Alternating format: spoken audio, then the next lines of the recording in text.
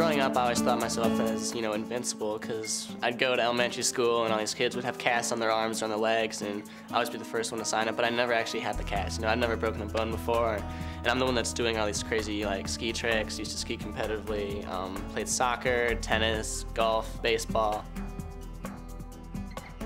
This particular day, the tennis coach was running towards me, saying over and over again, something's wrong with Bret, something's wrong with Bret. And she, as we were walking towards the court, she was telling me that he had been complaining the last couple matches of not feeling well and having dizziness.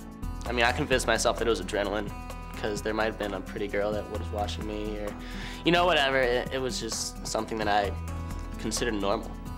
We came back with the diagnosis, and that night I slept on the floor of Bret's room, and I was wondering what I had done when I was pregnant. I felt like I was just like every other kid, and every other kid had this problem, and I felt like everyone had the same thing. What was happening with Bret is they were happening all the time.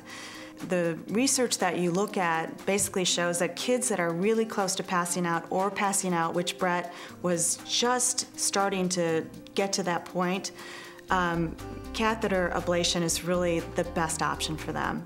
What sort of went through my head was what was going to happen next.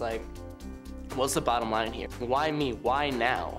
When I was a reporter for the Plain Dealer, I did a lot of stories on heart surgeries and new techniques that were being done, but when you hear heart and you hear surgery and then you hear it about your son, I don't think anything prepares you for that.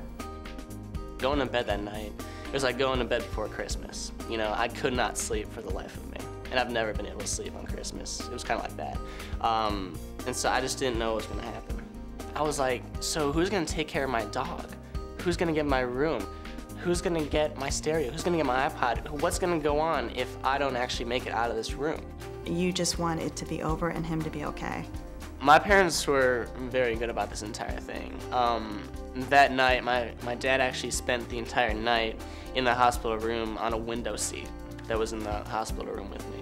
And that was probably one of the things that helped me out the most. It took 2 weeks for me to get completely back up on my feet, but even that recovery period wasn't bad.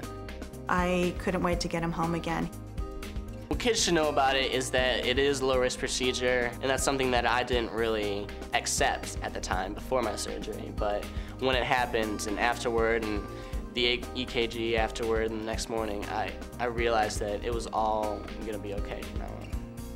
There was an episode probably 3 months, 4 months after he was really starting to train for tennis again, that he came home and he had that ashen look on his face and was holding his heart and thought the SVT was back. That's when we basically realized that he had probably had this for even longer than a year, probably long enough for him to not even know what a normal heartbeat was anymore. I wish I had known to sit my kids down every year when I'm doing their physical forms and ask them the questions.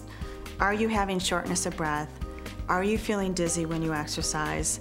Do you have chest pain? And had I not been in the pediatrician's office with Bret sitting beside me and filling them out without having that conversation, we might have had that conversation, but we didn't. I would think that choosing a surgeon is really important, and make sure that you ask the questions where, how many procedures have they done? How long have they been at the hospital, so they know the hospital protocol, they know the staff that they're working with. They need to know exactly what's going to happen to their child in surgery. Where are they going to be? Is the arm going to be strapped behind the back? How long is the surgery going to happen? Where is the catheter going in? What does the room look like that the child is going to be in? Just make sure that you ask the questions.